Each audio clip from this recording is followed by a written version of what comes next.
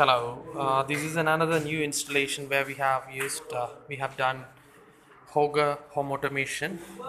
It's a beautiful site and it's not finished yet, but this is just for the demo purpose. So in this one is the master one, and in this one you can see um, left wall light turned on, left wall light turned off, right wall turned on, turned off.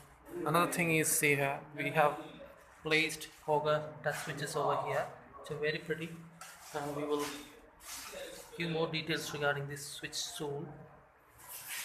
And it's connected to Alexa, and here we are controlling AC as well. And this one, this is the right wall switch, this is the left wall switch, and this is the left down light, and this is I'm just turning off the left down light,